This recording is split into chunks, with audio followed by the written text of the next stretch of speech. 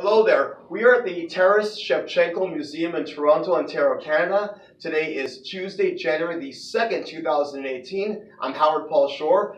This happens to be a Ukrainian museum, and it's very nice. So we're going to have Ludmila. She is going to give us some information about the museum. So here we go.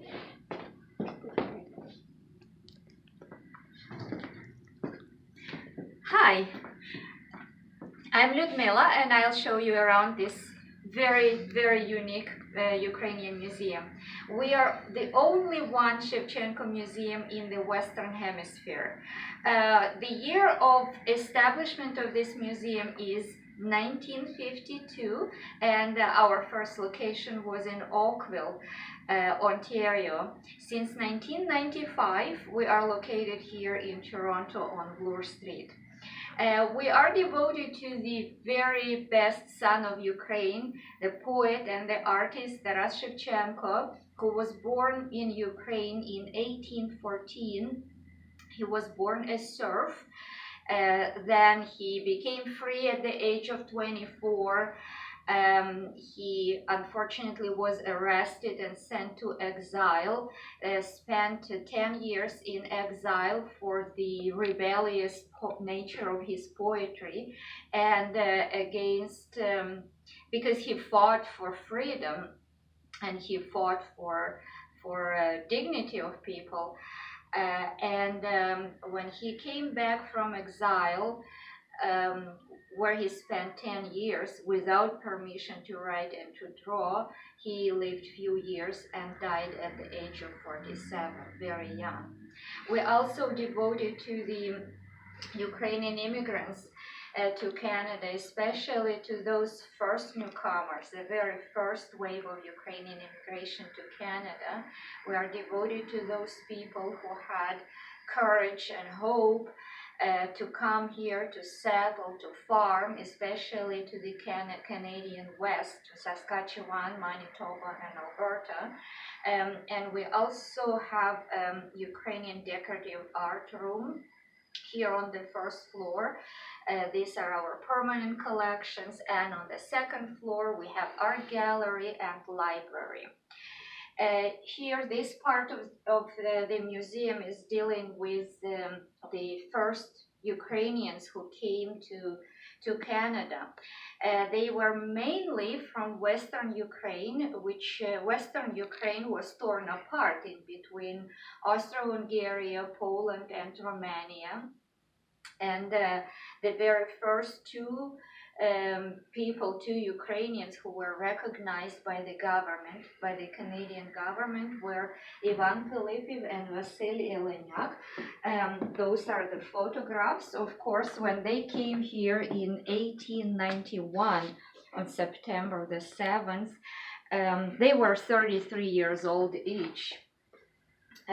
But their arrival signaled already 4 massive waves of Ukrainian immigration to Canada. All these waves, these periods of immigration, of course, people came for different reasons. But of course, it was social, political, economical, and other reasons why people were leaving their homes and were settling very far away overseas. The first people who mainly came from Eastern Galicia, Bukovina, and Transcarpathia were land thirsty, and they came here to Canada because Canadian government promised them 120 acres of land for free, well, for $10. It was just a registration fee, and that was the desire to come and settle, have their own piece of land, and live on the farm and raise their families here. It was extremely hard because, first of all, the weather conditions, of course, much harsher, and there was a lot of discrimination, of course, and hard works. our people were misled, I believe, in many cases, because back in Ukraine, if there is a piece of land, it's automatically, so to say, ready to be developed, to be tilled.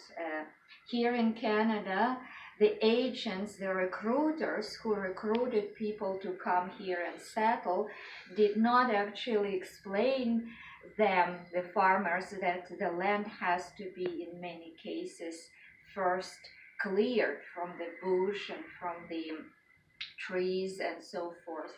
In many areas, especially here in Ontario, the geographical conditions are that the stones appear all the time. Pretty much every day, the stones appear on the surface of the land, and it was a hard work for people to gather these stones. Because it's, of course, was affecting the crops. Here on this side of the museum, you can see archival photographs, documents, passports, military books, and here on this side you can see the archival photographs as well. How people started. Basically, this is how they started to live. They had to live in the shack or in the dugout. They had to build their house by themselves.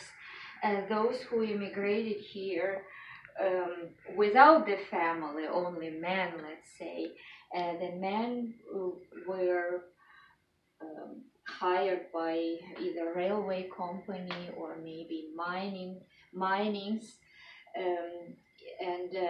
and conditions for work was extremely hard. The first newspaper, you can see the copy of Ukraine's of Canadian farmer newspaper. The very first copy started to be published in 1903, very early. Churches, of course, this is one of the churches, one of the first churches made out of wood, no nails here. That's a very specific technique. And here you can see some artifacts. Many of them are 100 years old and older. On the walls you can see art, engraving and paintings, also related to the first Ukrainian immigrants. Here we start introducing Taras Shevchenko. As I have said, Shevchenko was a poet and artist, was born a serf in 1814 in the middle of Ukraine, in Morency. That was part of Russian Empire at that time, and serf was basically a kind of another kind of slavery. So he and his family and many other families belonged to the landlord called Vasil Engelhard.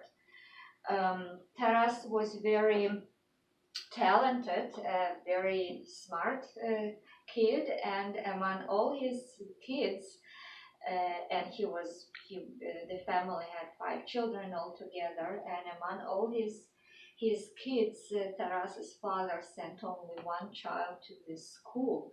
At that time, it was a church school, very primitive, where deacon was a teacher, and that child was Taras. So probably the father saw something very specific in this child.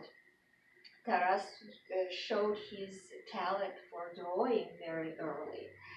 He drew everywhere, and he begged his master to find him a teacher to teach him how to draw.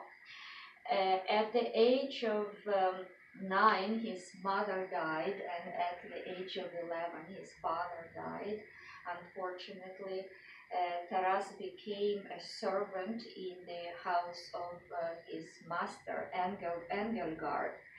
The Engelgard family where all men were military men, and once Engelgard was sent first to Lithuania and then to St. Petersburg, he took all his belongings and all his serfs, and they moved to St. Petersburg eventually, where Taras, already a young person, still was trying to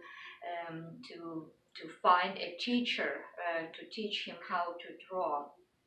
With time, his landlord sent him or recruited him for the apprentice shop, Sheriff apprentice shop.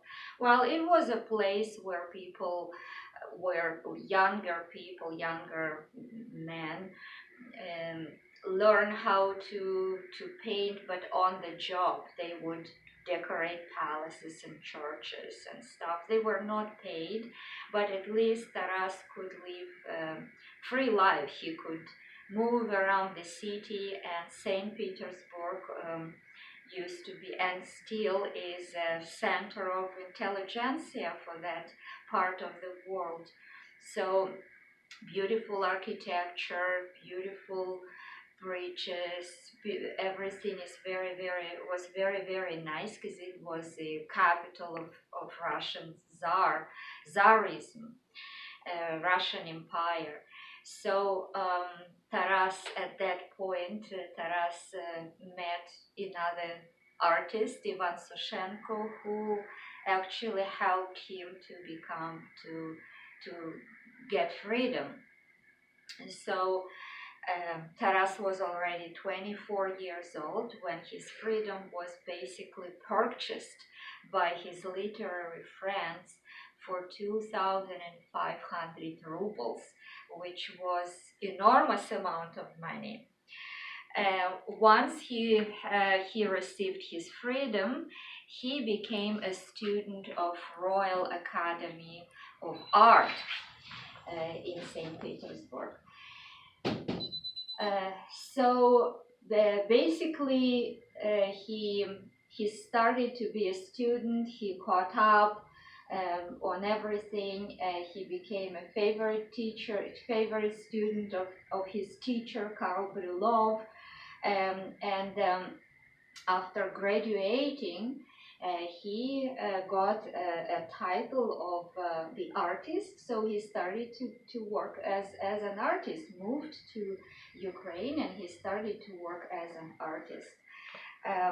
With time, he also joined a society, Cyril and Methodius Society, and it was against serfdom, actually. It was a secret society, but unfortunately somebody either called the police or so. The society was open, and Taras Shevchenko was arrested, and without a trial he was sent to exile to the very far east military outpost, where now Kazakhstan is. And in 3 different locations he spent actually 10 years without permission to write and to draw, and he basically was almost all the time under surveillance. After 10 years, he received his freedom back. He came back. He worked in St. Petersburg again in the Academy of Art. He received a title of Academician of Engraving at that time, and that was the very first Academician of St. Petersburg Academy of Art for the outstanding art of engraving. He unfortunately became sick, heart failure, and died very young, 47 years old. He only lived 47 years and 10 years under surveillance, and until 24 he was a serf. So basically he lived about 10 years of free life. But the the book of poetry that he left to us. It's called Kobzar. Kobzar means a minstrel, and minstrel would roam around from village to village, entertaining people, but not only entertaining, but singing songs about heroic past of Ukraine. That book, that is the book of poetry that was written in Ukrainian language, and Ukrainian language was actually, Ukraine did not exist, so Ukrainian language was at the stage of only folk language, so people in the villages spoke Ukrainian, but there was no literary Ukrainian language. We consider Taras Shevchenko a father or a founder of modern literary Ukrainian language.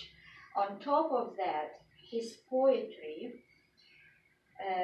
was so genuine. It was so it maybe feels like it comes just in your soul and touched that inner that every one of us has, and very rarely we like maybe open our heart and open our soul for that very inner.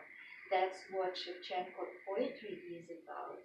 It's a lot about loneliness and about missing his family and missing his beloved Ukraine, because most of his life he lived in far north in St. Petersburg and then in exile. And also a lack of freedom. He talks a lot about freedom, about against serfdom, against inequality of people. That was a topic, and he, in my humble opinion, this book is a coffee table book, not only for Ukrainians, but should be for everyone, because he talks about problems and about things that are common to all people, no matter what nationality or what beliefs or what political mindset you have. We consider him the one of the best poets of the world, and we know that every nation has people's poet. So for us, it's Shevchenko. UNESCO celebrated Shevchenko twice as a cultural leader. Here you can follow the other rooms.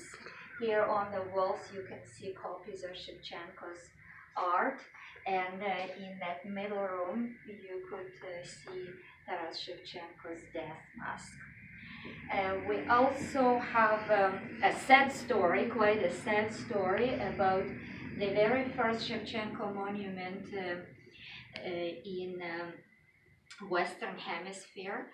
It was erected in Oakville, in North Oakville, in 1951. Unfortunately, it was cut off and stolen in 2006. It was done for bronze, for the metal, and the head, the damaged head, is the leftover of that great, beautiful monument that police found. The head is also damaged. We also have to mention that Shevchenko is the only one historical figure who has that many monuments to him around the world that no other historical figure has. It's over 1,000 monuments. Great. Well, thank you very much for the detailed explanation on the Taras Shevchenko Museum. I'm very sorry what happened with the monument. Extremely sorry. My sympathies. And I will hope that many people will come and visit your museum because they'll definitely gain a very positive cultural experience.